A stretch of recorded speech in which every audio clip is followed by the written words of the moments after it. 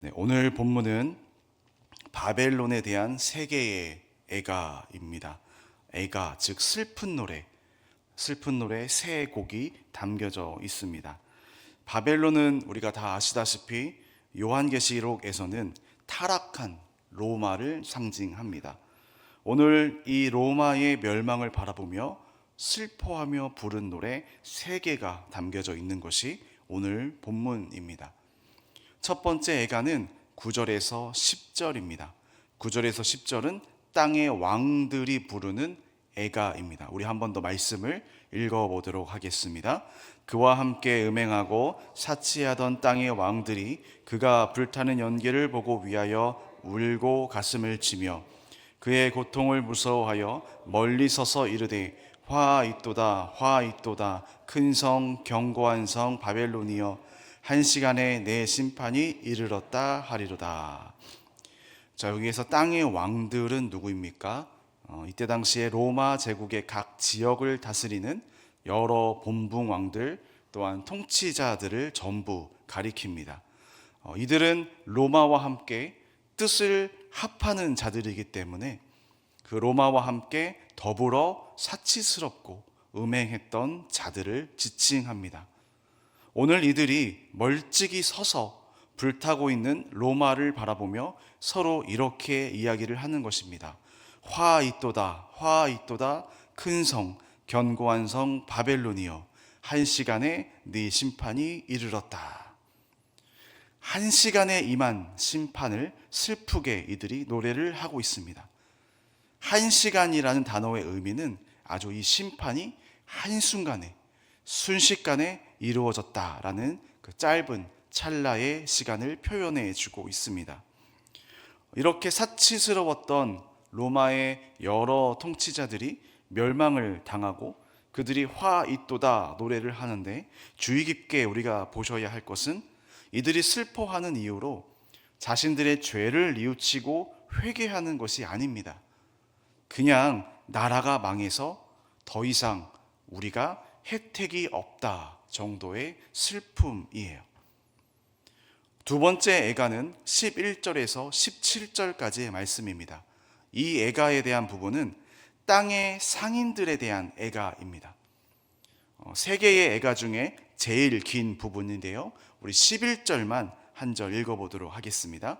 땅의 상인들이 그를 위하여 울고 애통하는 것은 다시 그들의 상품을 사는 자가 없음이라. 11절에 그들의 상품을 사는 자가 없음이라. 역시나 지금 이 상인들이 울고 슬퍼하는 이유도 하나님께 회개하는 것이 아니라 철저히 로마가 멸망하기 때문에 자신들의 손님이 없어져서 우리가 손해를 보니까 그래서 슬퍼한다라는 사실입니다. 또 성경은 또 재미있게 그동안 이 상인들이 로마에서 얼마나 사치스러운 품목들을 거래하고 본인들은 얼마나 또 사치스럽게 잘 살았었는지 그 품목들을 그 다음 절인 12절부터 쭉 나열을 하는데요. 총 29개의 품목들이 들어가 있습니다. 그러니까 성경을 쓴 기자는 이들이 얼마나 사치스러웠는지, 이 당시에 얼마나 사치스러운 거래가 유행을 했었는지 그 꼴보기 싫은 품목들을 다 세세하게 밝히고 싶은 거예요. 이 품목들을 정리하면 이렇습니다. 보석, 의류, 좋은 나무와 그릇, 향신료, 향수, 음식, 가축, 마지막에 사람들의 영혼들이라고 표현을 했는데 사람 노예까지 사고 팔았던 이들의 모습을 볼 수 있습니다.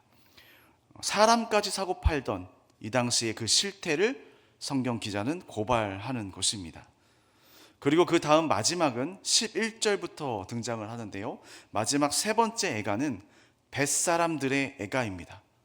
배에서 일하는 사람들의 슬픈 노래입니다. 우리 17절부터 한번 읽어보도록 하겠습니다.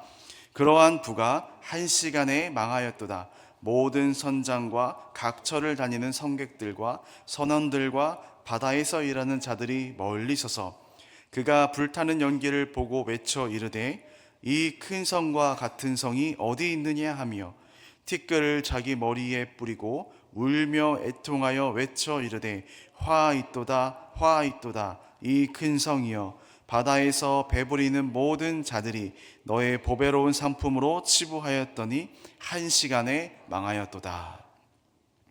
그러니까 앞서 상인들의 애가에서 나온 그 값비싼 품목들 있지 않습니까? 그것들을 다 배로 이제 운반을 해서 이 여러 나라와 무역을 했었던 로마 제국이었는데요.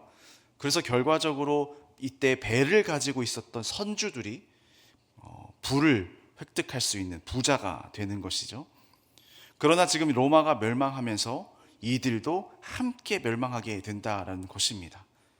방금 우리가 성경을 읽었다시피 이들이 슬퍼한 이유도 하나님께 대한 회개가 아니라 자신들의 이익 때문에, 자신들의 이익이 없어지니까 슬픈 애가를 부른 거예요. 로마와 같은 큰 성이 무너지면 우리는 또 어디서 일을 해야 하나? 로마 같은 큰 도시가 또 어디에 있나? 우리는 어디에서 무역을 하며 또 일을 해야 하나? 하면서 자신들의 이익을 위한 그 슬픔을 표현하고 있습니다. 이 세 개의 애가를 쭉 보시면 반복되는 문구들이 있습니다. 나중에 여러분이 성경책에 이렇게 형광펜이나 밑줄로 표시해 보시면 다음에 이 본문을 보면 더 한눈에 그것들이 들어오게 될 것입니다. 무슨 문구들이 반복이 되냐면 화있도다 화있도다 라는 말이 반복이 됩니다. 여러분, 반복은 거의 강조를 뜻합니다. 그러니까 이들에게 화가 있을 것이라는 사실이 지금 강조가 되고 있다는 것입니다. 또 무슨 말이 반복이 되냐면 한 시간에 망했다라는 말이 반복이 됩니다. 한 시간이라는 단어, 한 번에 순식간에 멸망이 임했다라는 것이 강조가 되고요. 또 이 단어가 반복이 됩니다. 울고 가슴을 친다라는 말들입니다. 재미있는 것은 오늘 본문에서 이 반복되는 문구들 있죠. 화있도다, 그리고 한 시간에, 울고 가슴을 친다. 이 세 개의 말들이 또 각 똑같이 세 번씩 반복이 됩니다. 세 번, 숫자 3이라는 숫자는 완전수입니다. 저는 그래서 이렇게 적용을 해봅니다. 즉, 완벽한 화가 있을 것이고 이들의 멸망은 아주 완벽히 순식간에 반드시 일어날 것이고 이들이 울고 가슴을 치며 후회할 날이 반드시 완벽하게 올 것이다 라는 것을 성경에서 강조해 주고 있습니다. 반면에 이 세 편의 애가가 끝나고 20절에는 하늘의 신자들에게는 즐거워하라 라고 명령하십니다. 로마를 의지하고 따르는 자들에게 로마의 멸망은 슬픔의 사건이지만 반대로 그리스도인들에게는 그동안의 박해가 끝나는 사건이기 때문에 즐거워하며 기뻐하라 라고 말씀하십니다. 21절에 한 천사가 나와서 크고 무거운 맷돌을 바다에 던집니다. 그리고 선포합니다. 로마여, 이 무거운 맷돌이 다시 떠오르지 못하는 것처럼 너희의 멸망이 그러할 것이다. 다시는 너희의 회복이 없을 것이다.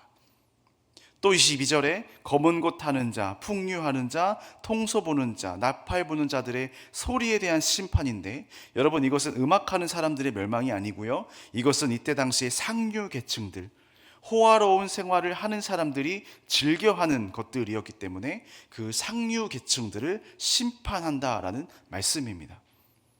또 23절에 신랑과 신부의 소리가 들리지 않을 것이다.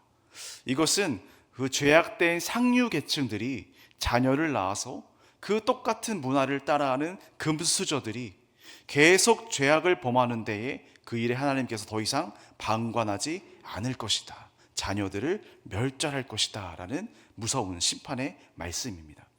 마지막 24절에는 이제 하나님이 이와 같은 것들을 갚아주실 것을 말씀하십니다.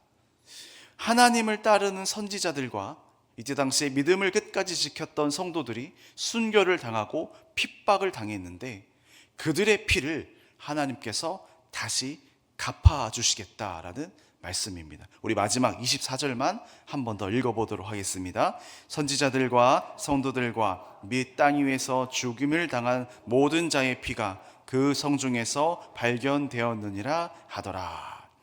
이 말씀을 묵상하다가 그 당시에 박해 속에서도 피 흘리면서까지도 목숨을 잃어서라도 끝까지 믿음을 지킨 성도들의 모습이 어떠했을지 깊이 생각해 보게 되었습니다. 정말 치열하게 믿음 지키며 살았음을 우리가 짐작해 볼 수 있습니다. 그리고 이것을 깨닫게 되는 것이죠. 나는 오늘 무엇 때문에 치열하게 살아가고 있는가? 무엇을 위해서 내가 오늘을 살아갈 것인가? 이렇게 치열하게 믿음 지킨, 피를 흘리며 믿음 지킨 그리스도인들을 생각하니 이들에게는 오늘 드디어 로마의 멸망이 선포되는 아주 감격되고 기뻐하는 이때 당시의 성도들의 모습을 또 생각해 보았습니다. 여러분, 오늘 우리가 무엇을 위하여 살아야겠습니까? 무엇을 위하여 오늘 하루를 치열하게 견뎌야겠습니까? 우리가 먹고 사는 문제 그 이상으로 믿음을 지키며 또 세상 앞에 굴복하지 않고 하나님의 자녀로 살아가는 오늘 우리의 하루 될 수 있도록 우리가 치열하게 또 부단히 노력하며 살아야 할 것입니다. 한 남자가 그 집 근처에 공원에 갔는데요. 그 집 근처 공원에 동네 꼬마 아이들이 야구 경기를 하고 있었다고 합니다. 가까이 가서 그 야구 경기를 보는데 1루 수비를 하고 있는 꼬마에게 물어봤대요. 야, 꼬마야, 지금 몇 대 몇이냐? 그러자 그 1루 수비를 하고 있었던 아이였는데 그 아이가 웃으면서 이렇게 말했다고 합니다. 우리가 14대 0으로 지고 있어요. 14대 0으로 지고 있어요. 이렇게 해맑게 이야기하더랍니다. 그래서 이 남자가 다시 되물었대요.